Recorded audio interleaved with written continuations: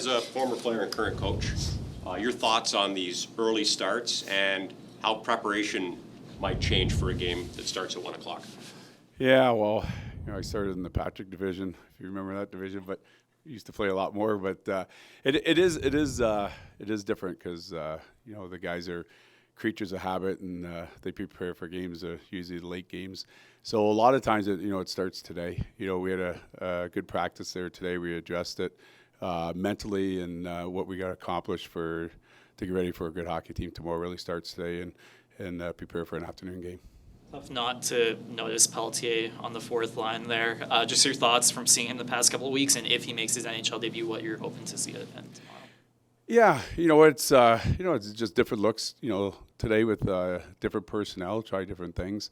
One thing we noticed that in practice is he's got good habits. You watch him practice, and a lot of times young guys, that's the one thing that they got to address, before they get to the next level. But he works hard, he practices the right way and everything. So it shows at a young age that he's a real good pro. He prepares, and he's ready to go. So we talked about it when he gets the call. He's ready to play.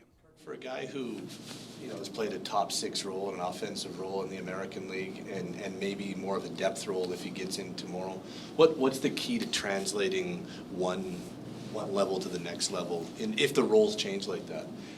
Well, I think the biggest thing is knowing that you got to play well without the puck, and probably the biggest thing is they're used to playing on big minutes, and so sometimes when you get in a different role, you really got to stay focused in the games and be prepared that if you're sitting for a few shifts, you got to jump out and catch up to the pace and everything. So, he's a smart player.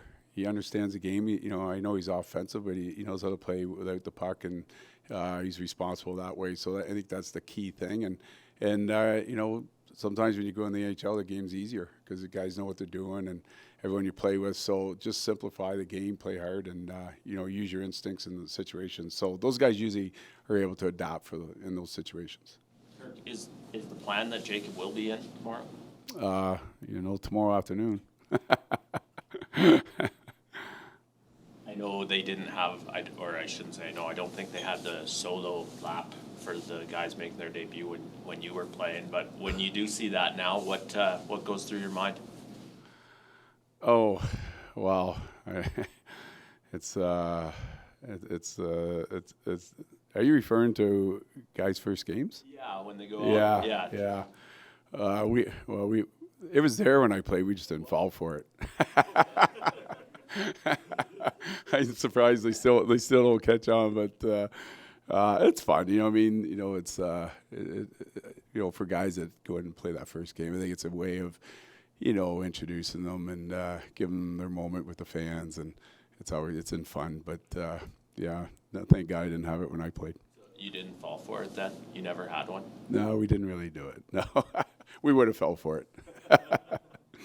And having a guy make his NHL debut do for a group or a bench, because I imagine young guy, everyone be excited for him. Does that kind of excitement permeate the lineup and give you a bit more energy? Well, it does. I mean, it should. I mean, it's any team. You bring in new players. It's more an opportunity for a player to show what he has, and you can't tiptoe into it when you get that opportunity. Doors open. You gotta be ready. And whether you played a couple of days before, you haven't played in a week or two, or you're given a different role. The bottom line is you got to take advantage of it, and you got to bring energy, and you got to bring something to the table. And we're in a league where it's really competitive right now, and every game matters. So, for any player that comes in, it's, you got a responsibility to add and bring something that makes the team better when you're in the lineup.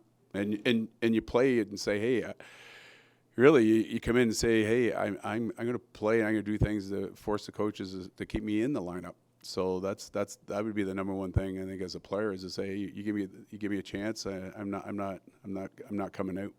How important is a presence like Trevor Lewis in playing with a couple of young kids? Well, Trevor's a smart player. He's got experience, and he can adjust and he can adapt. He can play the wing. He can play center. He can play with the, he doesn't care who he's playing with tomorrow. Sort of, type of player. He's like, hey, I'm coming.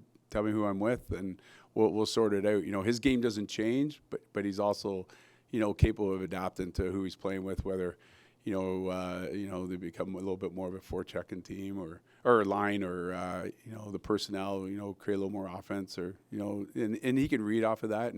And that's experience and that's you know, that's good hockey sense on Louis. What have you thought of Walker Dewar's performance since he's been in the lineup? Well, he brings speed, you know, and, you know, he's a straight line player. And I think because of that, he opens ice up for his line mates. He's got a good shot. You know, we saw, you know, on his goal, you know, he created that space, and he's just got to keep shooting when he gets that opportunities. You know, things are a little quicker up here, and he doesn't have to be the playmaker. But when he goes straight lines and he opens it up with his skating and he attacks the net and he keeps his game simple and he plays well defensively, you know, he's a guy that we can depend on. And you know, he's one of those forwards that I think because of his speed, it opens it up for guys. There's been a lot of talk about the starts. What goes into a good start, both before the puck drops and after?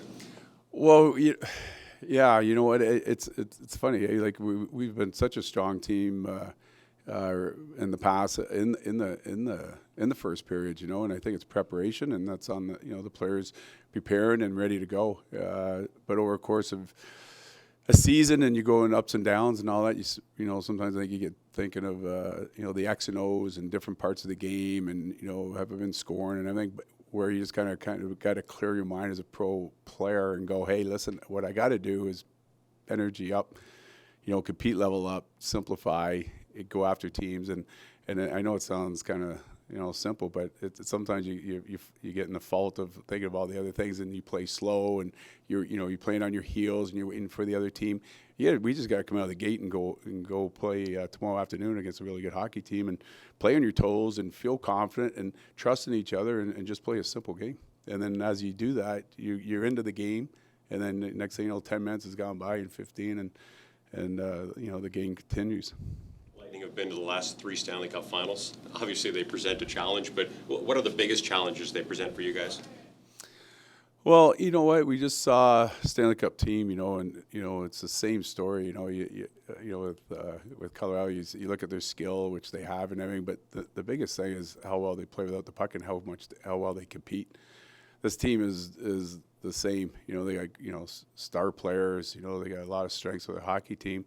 They're well coached and everything, but at the end of the day, you know, they compete hard, and we're going to have to bring our work boots tomorrow and compete against this group. If we do that, you know, it's going to be a good hockey game, and then, you know, it's timely goals, it's 5-on-5 special teams. But number one thing is understanding that their biggest asset is how much they compete and the pace that they play at when they do compete.